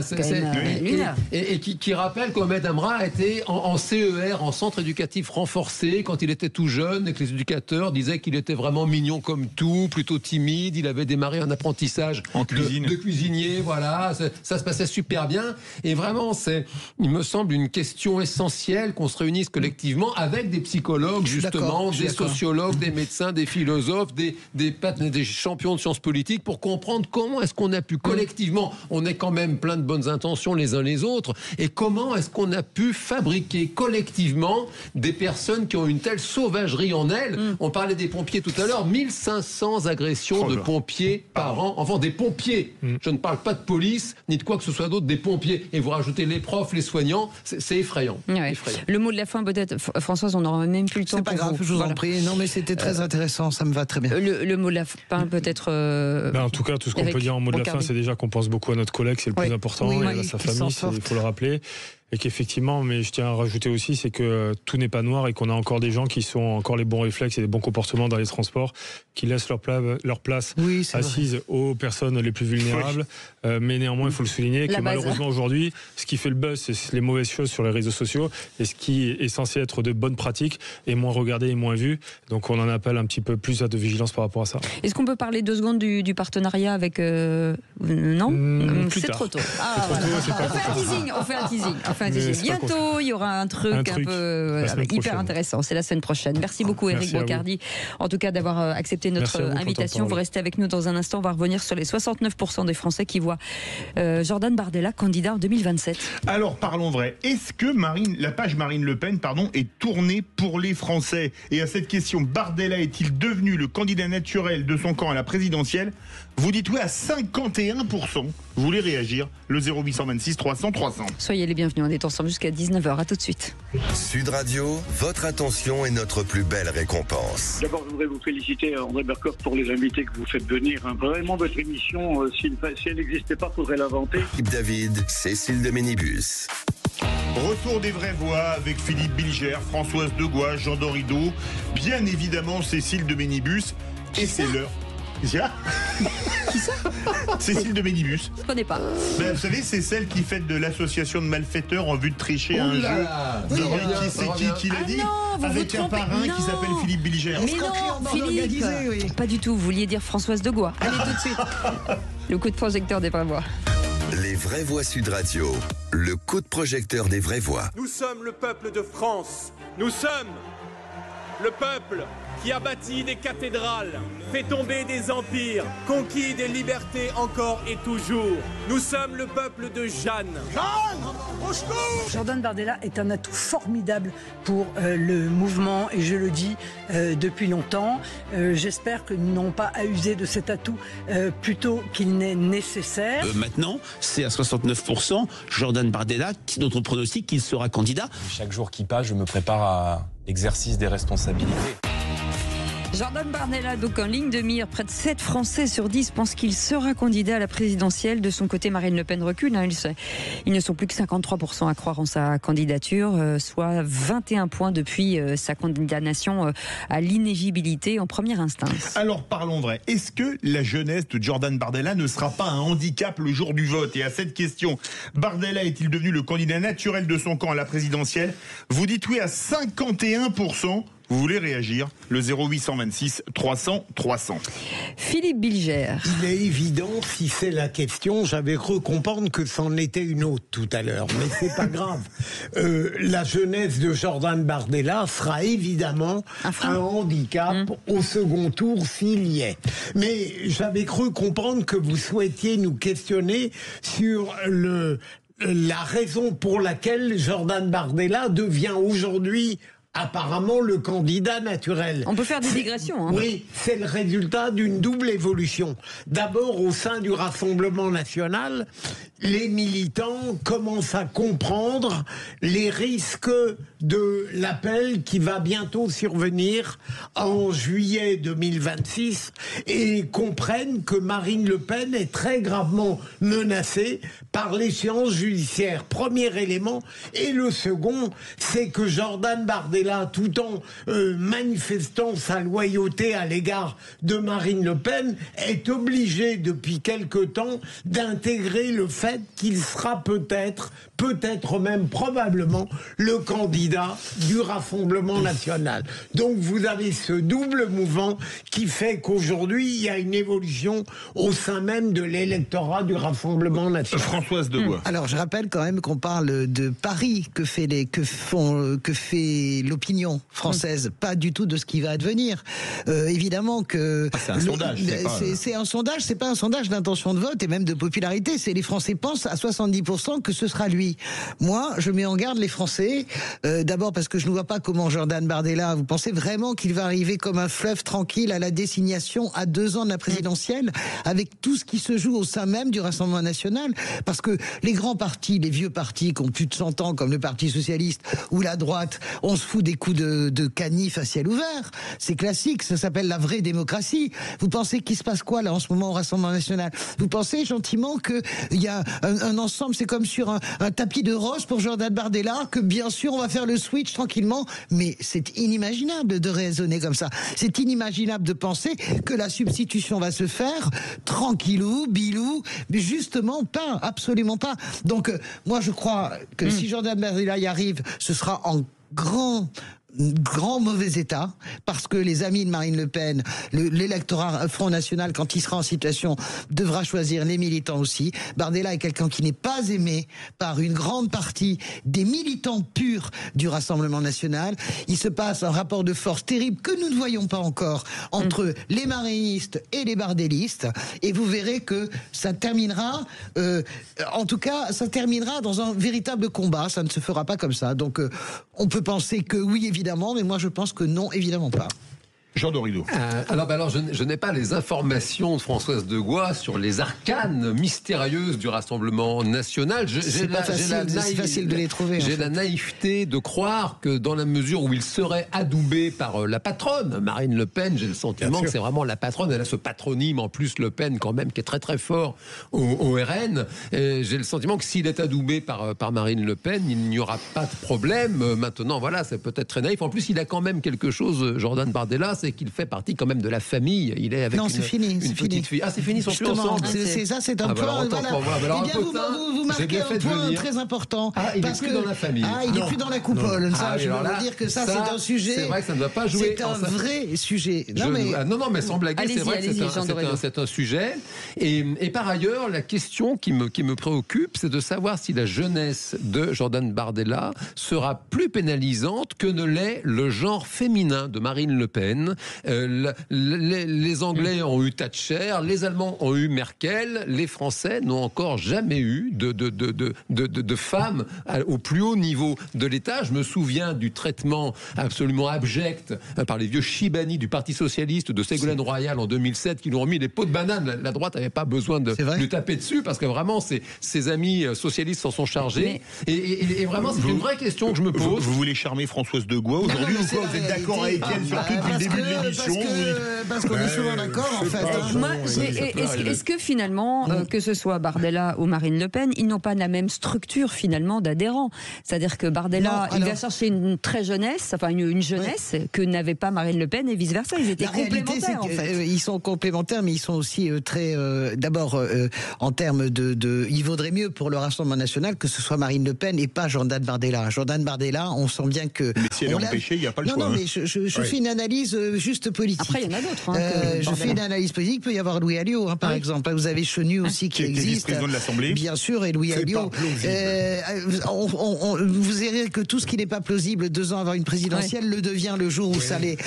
Il est évident que Jordan Bardella... C'est comme la victoire du PSG. Dès que ça monte en altitude, Jordan Bardella, de toute façon, est en asphyxie. Il y a la deuxième semaine, ils peuvent dire on nous a volé l'élection. Il fait 3 boulettes, quasiment une tous les jours, Jordan Bardella. Donc il a aussi une fragilité qui est liée à sa jeunesse, à son âge, à son manque d'expérience. Je ne crois pas que les Français se remettront 2 fois les doigts dans la prise après s'être repris 10 ans d'Emmanuel Macron, la peine quadragénaire qui a passé son premier quinquennat à faire une crise d'adolescence. Là, ça va un peu mieux, mais c'est normal. La sagesse arrive enfin avec les années. Donc, je crois, moi, que tout va être très compliqué dans cette succession probable de Marine Le Pen. Je crois que vous sous-estimez, Jean, pas trop, l'organisation et la structure du Rassemblement national qui va dominer avec la certitude d'être au second tour. Et il y a tout de même, dans l'univers officiel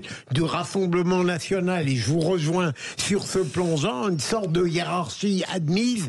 Et il n'est pas neutre que Marine Le Pen, à partir du moment où elle constatera que Jordan Bardella n'a pas fait preuve de déloyauté et ça n'est pas sa faute si le tribunal, la cour d'appel la condamne, je pense qu'on pourra aller vers une configuration qui n'exclut pas les hostilités à l'intérieur, bien sûr, mais qui ne gênera pas profondément l'ajout de présidence. Moi, je pense qu'à partir de... Je ne suis pas du tout d'accord avec vous, d'abord parce qu'il y a ce que dit Marine Le Pen et il y a ce qu'elle ressent, et ce sont souvent des choses tout à fait différentes. Marine Le Pen a très mal vécu le fait que Jordan Bardella, dès le moment de l'énoncer, dise bon ben voilà. Je crois que elle a à cœur, parce qu'elle fait de la politique, c'est une très bonne politique, de démontrer qu'il n'y a pas l'épaisseur d'une feuille de papier à cigarette entre eux, mais ça n'est pas vrai. La réalité, si vous voulez, c'est qu'elle vit assez mal, notamment la sortie de Jordan Bardella il y a 1 mois dans le Parisien en disant je suis prêt. Ça c'est le premier point. Et le deuxième point, la droite radicale et l'extrême droite. Sur un cadavre encore chaud, c'est ça que vous voulez dire. Ayant le vent particulièrement en poupe, si vous pensez que Marion Maréchal va laisser Jordan Bardella galoper tout seul, si vous pensez que Sarah Knafo va laisser tout ça se faire tout seul, vous vous trompez véritablement. Et vous verrez, le paysage sera beaucoup plus explosé à droite et à l'extrême droite qu'on ne le croit. Jean Dorido. Je vous écoute attentivement. Je m'étonne de ce point de vue dans la mesure où vous parlez de Sarah Knafo, Françoise de Gaulle, précisément. Tous les, je sais pas comment les qualifier, les ultra-radicaux, je crois que c'est Marine Le Pen qui avait dit des espèces de païens et vraiment de tout païens, ce que l'extrême droite peut avoir de plus radical, de plus sulfureux. Ils sont partis précisément chez Éric Zemmour. Ah non, ils sont encore dans l'écosystème du Rassemblement national. Alors ça m'intéresse de savoir qui reste encore vraiment dans le Front National. Alors, et puis, je vous entends parler de Louis Alliot. Moi, j'ai le sentiment que ce monsieur, il est très très bien comme maire de Perpignan. Il fait le job apparemment En plus, il est plutôt apprécié. Je vous entends parler de Sébastien Chenu. Ça veut dire que clairement, aujourd'hui, vous envisagez que ces deux personnages, en l'occurrence, pourraient sérieusement ambitionner la plus haute marge de l'État. Moi, je pense que la succession de Marine Le Pen ne se réglera pas comme on veut, comme Jordan Bardella le voudrait, c'est-à-dire je suis dans les pas de maman, maman est empêchée, c'est moi. La politique, ça ne fonctionne pas comme ça. Ça n'a jamais fonctionné comme ça. Jamais vous avez le leader qui dit voilà, c'est moi. Ça n'existe pas. Il n'y a aucune raison que ça marche pour le Rassemblement national, ça n'est jamais arrivé. Ça n'est jamais arrivé dans ce pays. Et deuxièmement, vous méprenez sur la construction du Rassemblement national. La vitrine a changé. L'écosystème de Marine Le Pen, c'est exactement le même en réalité. L'écosystème, et alors elle est à la fois tout à fait comptable de ça et à la fois victime, je pense, de ça. Vous avez encore des néo-nazis aux marges. Vous avez encore des pagans, mais je ne vais pas vous donner les noms, Frédéric Chatillon. Non, mais on parle pas que du même. Je vous assure que c'est aussi un système. Donc vous avez aussi des gens qui gravitent, ils sont pas tous partis ou chez Zemmour ou chez Sarah Knafo. Mon point de vue... Zemmour et Sarah Knafo, c'est la même chose, oui, comme j'ai bien parti. compris, j'ai bien compris. Je ne sais pas lequel... Pardonnez-moi, je ne sais pas lequel sera candidat à la présidentielle. Est-ce que ce sera Sarah Knafo ou ce sera... moi, je pense que ce sera plutôt Sarah Knafo. Mais moi aussi, c'est ce que je crois. Portée, en plus, elle est le nouveau produit lancé par la chaîne Bolloré avec Jordan Bardella. Donc, on a bien compris... beaucoup de talent. On a bien compris tout ça. Moi, je crois que ça ne se fera absolument pas aussi simplement que ça. Eh bien, écoutez, on en parlera. Non, mais c'est intéressant. En tout cas, votre vision est intéressante. Merci beaucoup, Françoise de Gois. Merci beaucoup, Philippe Bilger. Merci beaucoup, Jean Dorido. Philippe David, pardon. Oui, à demain. On reste à demain, mon cher Philippe David. Mais non, j'y arrive plus. Bilger, pardon. Vous voulez pas changer de prénom parce que j'en peux plus là. C'est compliqué. Prenez le premier, Joseph. Joseph. Joseph, c'est joli. J'adore Joseph. Dans un instant, le G500 avec vous, Philippe David. On va rester, bien entendu, un petit peu. Et vous allez rester un petit peu parce qu'on va parler, vous savez que le G500 citoyen, ça aura lieu à Lille. Absolument. Le 12 juin. Magnifique. Non, il y aura. Alors je sais pas, vous peut-être, j'en sais pas plus pour le moment. On n'en dira pas plus. Et on va parler notamment du trophée citoyen Sud Radio avec le G500, dont Cécile est la marraine. Elle va nous en parler avec Patrick Roger et bien évidemment Aurélie Gros et Stéphane Pellet. Et dans la deuxième partie, on aura un des animateurs de Sud Radio qu'on connaît bien, Anthony Martin-Smith, qui fait une émission notamment sur le handicap. Génial, Anthony. Absolument. Et il sera avec nous dans la deuxième partie de l'émission. Allez, à tout de suite. Merci les amis. À demain, Philippe Bilger.